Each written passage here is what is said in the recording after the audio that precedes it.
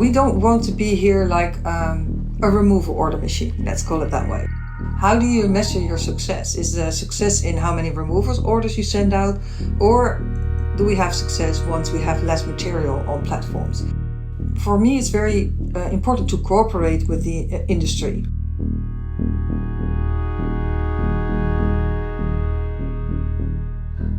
Welcome back to the Naderer Takedown podcast. I'm your host Sophia, Rothut, a researcher at LME Munich working on the EU-funded TAPE project. Today's episode is a special one as we dive into the perspective of law enforcement and of an authority at the intersection of technology, online safety and regulation. I'm thrilled to welcome our guest today, Arda Gerkens. Arda is the president of ATKM, which is the Dutch authority on online terrorist and child sexual abuse material. Arda has had an extensive career, including her time as a Dutch politician, and she is well known for her commitment to creating a safer online environment where human rights are balanced. Her focus has been on two critical areas, namely terrorism and online child sexual abuse. Thank you for joining us today, Arda. Thank you, Sophia. Glad to be here. To start off, could you explain the role of ATKM in the context of regulating online content and what are the primary responsibilities of your organization when it comes to combating digital terrorist content under the TCO Regulation, but also child sexual abuse material? Yes, well, it's a kind of a complicated situation because we are a new regulator in the Netherlands. And basically, we are executing the terrorist content online regulation from Europe, as well as national regulation on child sexual abuse material. We're the only regulator in Europe that basically does everything from detecting the material, analyzing it, sending out removal orders, and even go up until the appeal. Whereas you see that in Europe for the terrorist content online material, most of the time it's law enforcement that does the detection and it's a regulator that does the appeal and stuff like that. So yeah, it's a special position I think we have in Europe.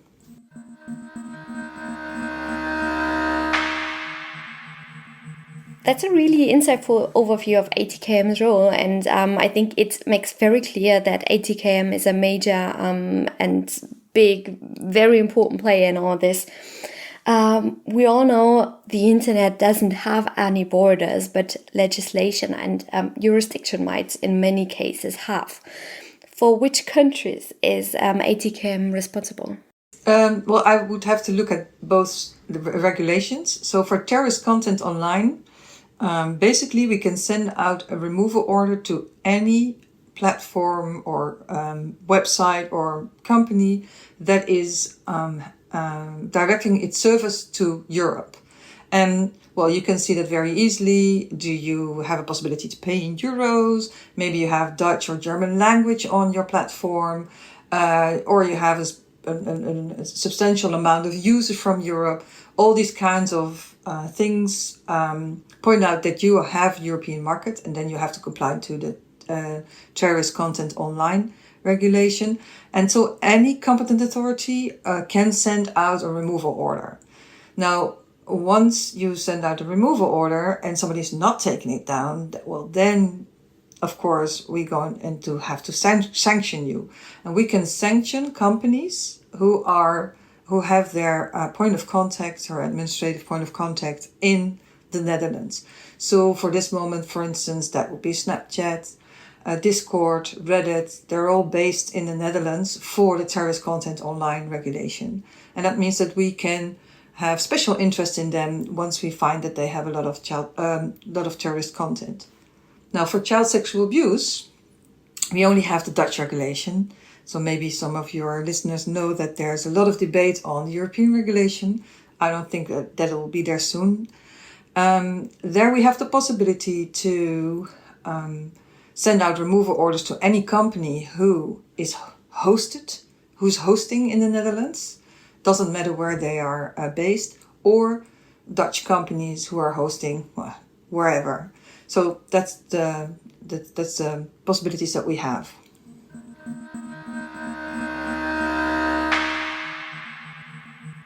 Next, let's talk about how you're cooperating and collaborating with tech companies.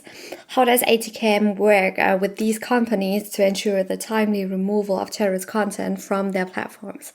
Well, basically, first of all, I have to say that we don't want to be here like a removal order machine. Let's call it that way.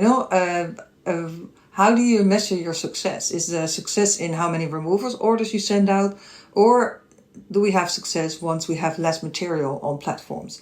And I think the latter is what we want, right? The goal why we are here is to make sure that these activities are less online than they are now. So for me, it's very important to cooperate with the industry. So we have, first of all, quarterly meetings with the sector. That would be the infrastructure parties in the Netherlands, like cloud hosting companies, but also technical companies, or hosting companies, or access providers.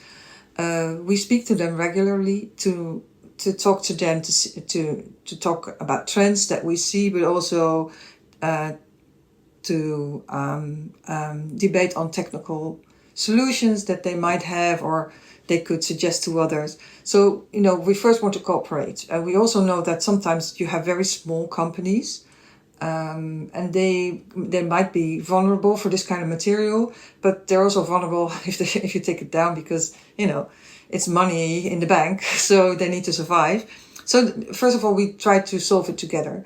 And with the platforms, we have regular discussions, just meetings, also to hear what they're doing. I don't meet them in a group because I think there's too much competition among them. And also, Snapchat is not the same as Discord, is not the same as Reddit. They're completely different platforms. So you can't say there's one rule for all of them. Besides that, that's our meetings that we have with them. We send out removal orders to. How we started was actually that we first sent out removal orders to several platforms that we had. Then identifying one in particular, and we've been sending out removal orders to some. I'm not going to name you yet because we still have to analyze the results, but to see how they are cooperating and also if they act differently on different kind of content. So it's also very interesting to see how they do that. And once we've analyzed the results, we will get in touch with them and present them to them. But as far as I can see now, the majority of the companies are compliant with regulation. So that's a good sign. At least it's a sign that regulation like this works.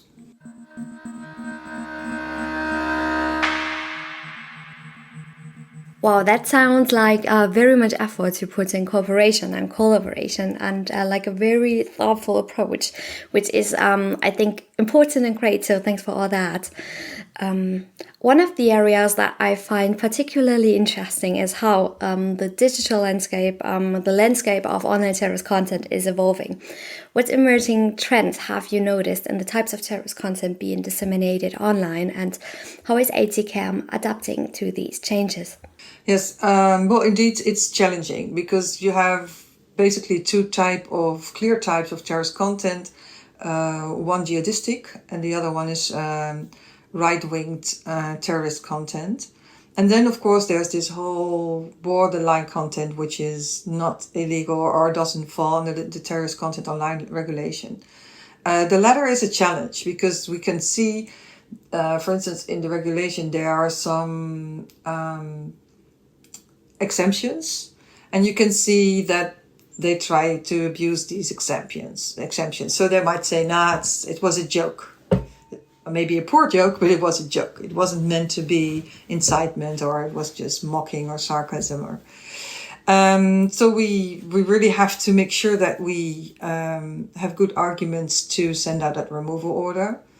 And I think, so far it works, and it's new regulation, and we speak with the other competent authorities and they, how they handle this kind of material. And basically we still succeeded, and we also see, of course, the in the past you had like clear groups. So clear jihadistic groups or clear right-wing groups. And what we see now is that there's like cherry picking going on. Is that a right word? I don't know, cherry picking. But you can see the ideologies merge. So you could have eco-fascism, which is left-winged and right-winged ideologies together. That makes it harder to detect as well for us. But so far, I think we're doing quite fine. And of course, the last thing that you see is that it moves to other platforms. And the challenges that we have is that not all platforms have a point of contact in Europe yet. Or they might even say that, no, we don't have European customers, even though they have clearly Dutch language on their platform. So that's something in the coming year I think we will be working on to make sure that everybody is held accountable.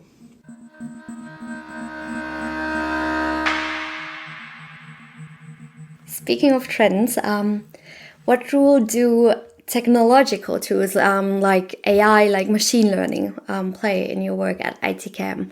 Are there maybe any specific innovations that have proven particularly effective in identifying and managing illegal content? Well, the interesting thing is that there's no tooling for the work that we do.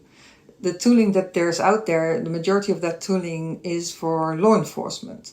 So we, as the authority, we're only looking at content. The only goal we have is to clean up the internet. So we don't need to have the person behind it. We don't want to know where he lives or if he has posted stuff before. It's none of our interest. The only interest we have is this piece of content, illegal content, yes or no. So we found that the majority of all the tooling out there, or actually all the tooling out there, has been built to collect more information, open source information, intelligence.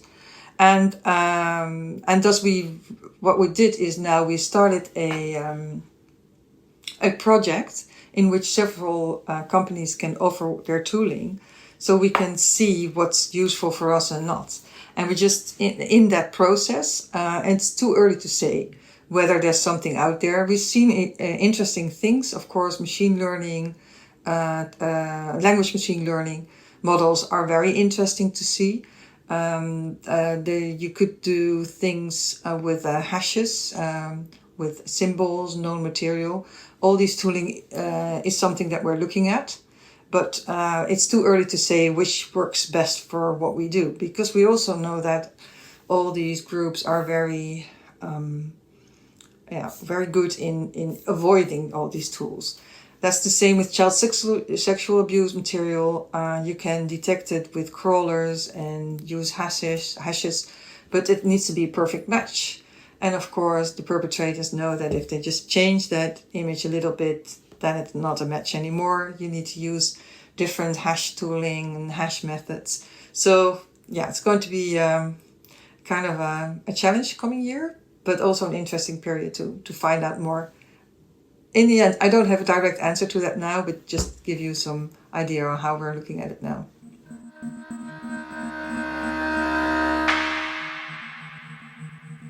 Finally, I would like to focus more on practical guidance. What practical advice, what practical tips would you give online platforms, especially smaller ones, to help them effectively manage harmful content online in line with the TCO regulation? Well, I would first of all really advise them to reach out to Tech Against Terrorism or GIFCT or a project like Frisco. There's a lot of material out there developed for them to, in a very comprehensive way, explain what they need to do. And they also need to know that if you have material online for the first time that's detected by one of the competent authorities, you will be notified 12 hours before you get your first order. So you still have really time to adapt. It's not like, oh, I missed something in my email box and now I'm fined. So you really would know 12 hours beforehand that something is coming up. And that will come along with the practical information, although I must say it's not as comprehensive as, for instance, the Frisco project has written it down. So reach out to other platforms or reach out to organizations around you who know more about this regulation and how to handle. And if you have any questions, you can always call your competent authority in your country to make sure that you know what to do. And most importantly, once you get an order, just make sure that the material is inaccessible, or you can take it down or make it inaccessible. But most importantly, you need to do that. Don't wait, because after that hour, you're not complying, and that means that you can be fined for what you're doing. The rule is take it down and then you look at it. And if you think some of us have made a bad mistake, you can appeal our decision. But don't wait, view the material yourself, and maybe you're too late then. So that would be my advice.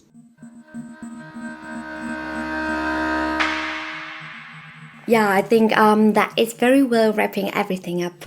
Don't wait, be sure to take action if a competent authority is getting in touch with you. Thank you so much, Arda, for sharing your expertise with us today. It's been very, very helpful to hear about ATKM's work and how you and your team collaborate with platforms to keep the digital space safer, to make the digital space safer for everyone. And this is so important work you do, so many thanks for this. For our listeners, I hope you found this episode as insightful as I did. Thanks again for tuning in. Take care, everyone. Goodbye.